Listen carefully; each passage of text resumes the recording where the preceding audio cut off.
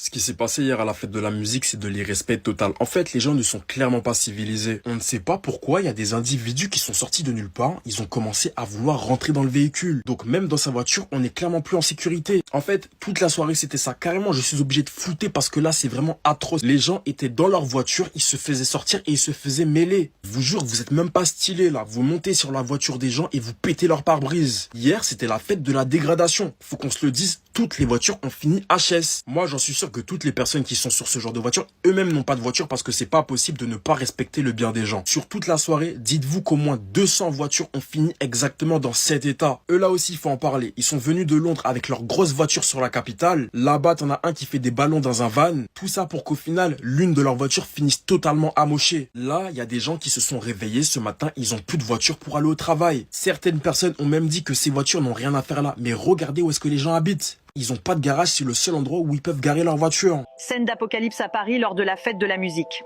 Au petit matin, la capitale offre un visage que de nombreux habitants ont eu du mal à reconnaître. Dans plusieurs quartiers, les rues sont recouvertes de déchets, de bouteilles, de canettes, d'emballages et de nombreuses bonbonnes de protoxyde d'azote abandonnées sur la voie publique. Une situation qui donne parfois l'impression d'une véritable déchetterie à ciel ouvert. Mais ce ne sont pas les seules images qui font réagir. Au cours de la nuit, plusieurs vidéos diffusées sur les réseaux sociaux montrent des groupes de fêtards grimpant sur des voitures stationnées. Certains dansent sur les capots et les toits des véhicules, tandis que d'autres sautent dessus au milieu de la foule.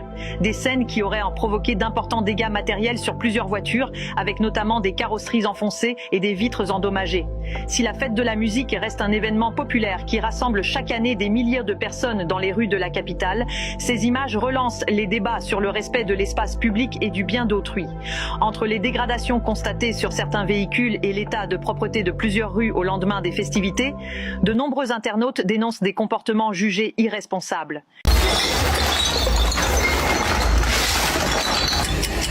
Alors aujourd'hui on travaille sur la fête de la musique et le but c'est vraiment de nettoyer un maximum avant le petit matin pour que la vie reprenne son cours en réalité. Donc on a commencé à 23h, on est là jusqu'à 9h du matin. Si on attend qu'il n'y a personne dans les rues de Paris pour travailler, on ne travaillera jamais. Donc on est obligé de travailler malgré la présence des fêtards au fur et à mesure dégrossir pour que ensuite les équipes qui reprennent le relais le lendemain puissent travailler correctement et finir le boulot. On a des agents qui balayent toutes les ordures dans la chaussée et on a l'aspiratrice qui aspire tous les déchets. À Boulaye, on va essayer de rester vraiment tous ensemble pour éviter de s'éparpiller. Essayer vraiment de rester groupés parce que là ça commence à devenir un peu dangereux ici. Là, le risque, c'est qu'on tombe sur des personnes qui sont un peu alcoolisées. Donc s'il y en a un qui commence à être un peu chaud, à vouloir agresser ou même prendre ton balai, ne prends pas le risque. Hein. S'il est vraiment virulent, tu lui laisses ton balai et ensuite tu nous contactes Et voilà, et nous, on va essayer de les gérer. Ok. Et pareil aussi pour tous les agents. Ok. Ça marche pour toi? Ouais, ça va. Ok. Donc là, du coup, moi, je vais rester vraiment derrière. Au cas où, s'il se passe quoi que ce soit avec les agents et avec, par exemple, les fêtards, eh ben, j'interviens. Et je les mets en sécurité, quoi. Chef, tranquille, c'est aussi là-bas qu'il faut le mettre, c'est pas là. Tu vois. Voilà, on est en train de nettoyer, là. Nettoie. Dis-moi, j'avais vu. Ramasse. Là-bas. Ramasse. Check d'abord. Ah, check. Merci à la famille. Bien vu. Ramasse bien. Oui, non, Allez, pour toi. vas-y. Allez, go. Merci à toi. Voilà, ça fait, c'est mieux comme ça. Voilà. Merci. Bien. En général, les gens comme ça, quand ils sont un peu excités, je rentre pas dans leur jeu. Mais en fait, on va dire que je vais dans l'ensemble, je vais déconner un petit peu avec eux. Ça va désamorcer. Voilà, on va se faire un petit hug, un petit check. Et ça passe. Hop, et tu as bien vu, hein. Il a pris la bouteille, il est venu à la mettre lui-même dans le trottoir, directement.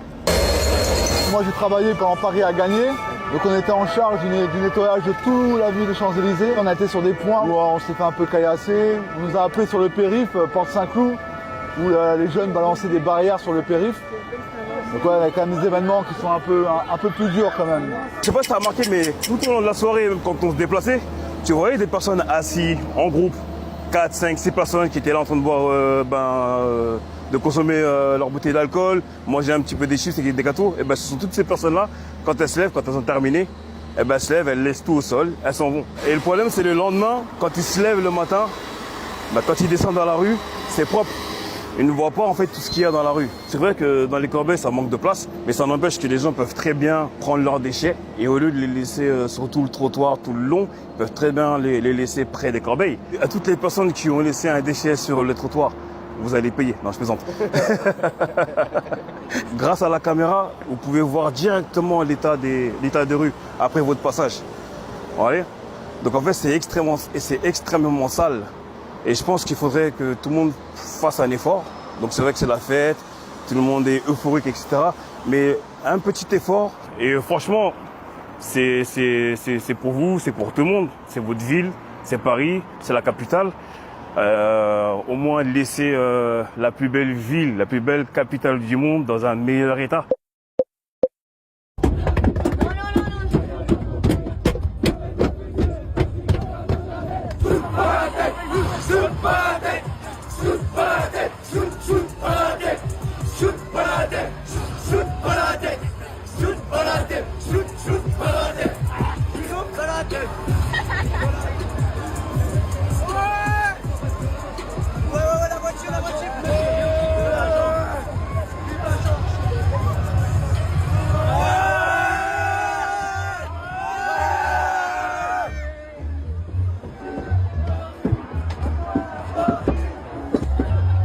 La fête de la musique, c'est le pire événement qui existe au monde. On a clairement normalisé le fait qu'il y ait des individus qui viennent sur le territoire, ils s'amusent, le lendemain matin, il y a des humains, ils retrouvent leur voiture dans cet état-là. Moi, carrément, ça m'a choqué. J'ai vu Paris comme je n'ai jamais vu Paris, des bonbonnes pour faire des ballons, des bouteilles d'alcool de partout, les rues, elles étaient sales. Mais là, par contre, on a atteint un stade, on n'a jamais vu ça de notre vie. Et alors, si vous vous baladez dans les rues de Paris ce matin, vous pouvez tomber là-dessus. Voilà, vous pouvez tomber là-dessus, des bonbonnes de protoxyde d'azote. Vous en avez ramené plusieurs, Tony Pitaro. On va voir votre reportage dans une seconde. Donc, c'est-à-dire que pour interdire l'alcool, il y a du monde. Par contre, quand tu te balades dans les rues de Paris le matin, après la fête de la musique, tu tombes sur des bonbonnes comme ça, de protoxyde d'azote, utilisées par des jeunes pour inhaler du gaz hilarant et en gros se droguer, Eric Tegner. Oui, c'est ça. C'est très dangereux. C'est extrêmement lourd. C'est extrêmement lourd, extrêmement dangereux. Et donc ce matin, ça jonchait les rues de Paris, Partout. Tony Mais là, Pitaro. j'ai des prix à Châtelet et c'est extrêmement lourd. Il y en a partout, partout. Ah bah, mais j'ai des stocks à n'en plus finir. Voilà. Et puis on va les remettre. C'est à la déchetterie directement. Mais il y en a partout dans Paris. Et donc les jeunes, en fait, ils prennent des ballons et puis ils inhalent ce gaz hilarant. Oui, on les a vus d'ailleurs dans les images que vous avez montrées. On voit ces jeunes qui inhalent ce gaz. Donc, vous voyez la séquence de Tony Pitaro. Voilà, tout est normal. Voilà, c'est bien beau d'interdire la bière après, pour se retrouver avec ça dans les rues de Paris au petit matin. Ça sert vraiment, c'est vraiment utile d'interdire. Efficace, Et ils vont dire aujourd'hui que tout s'est bien passé. Ah mais c'est déjà fait. Laurent Nunez a déjà dit que la situation a été maîtrisée dans une communication du ministère de l'Intérieur ce matin. Donc, bien sûr. Vous voyez la séquence de Tony Pitaro. Génial. Je suis au cœur de Châtelet-Léal, il est 6h40 du matin et regardez ce qu'on retrouve, des bonbonnes de protoxyde d'azote dans un Paris, ici c'est l'apocalypse. Là on s'est baladé avec le caméraman dans Paris Centre et tout est détruit. Et ici c'est une catastrophe, tout est dégueulasse. Et c'est partout, dans tout Paris-Centre. 6h40 du matin, regardez. On est à Châtelet.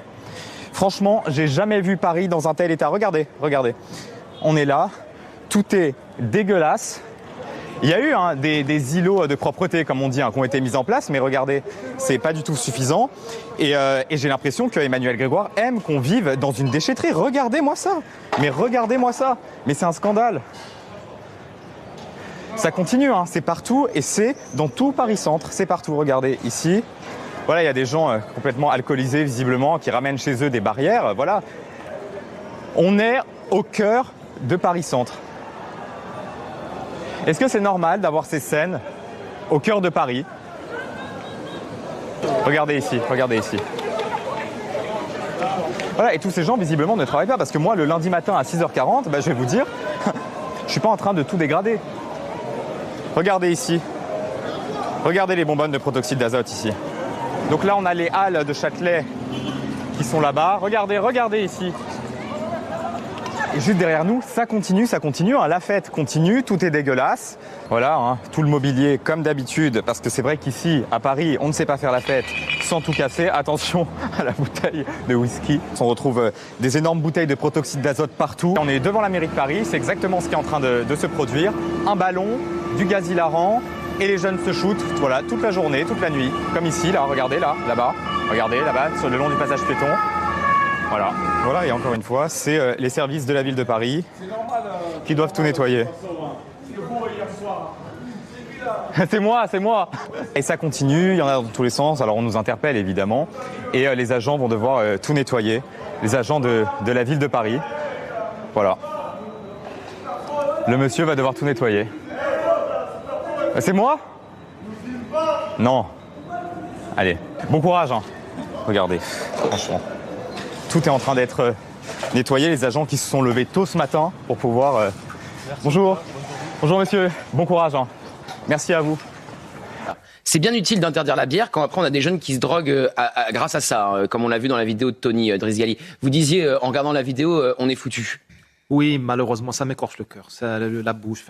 Moi, j'ai envie de pleurer parce que Bon, moi, j'ai déjà plus presque 50 ans, mais il y a des gosses qui vont grandir dans un pays comme ça, ils vont payer des impôts pour une ville gérée comme ça. Enfin, quand même, c'est honteux. On a l'impression que la mairie de Paris se jouit à voir Paris profané. On est quand même à Châtelet, le cœur de la France. Presque Saint-Denis, quand même. C'est pas, vous savez, on n'est pas dans une zone industrielle construite avant-hier. Non, on est au cœur de Paris. Cœur de Paris.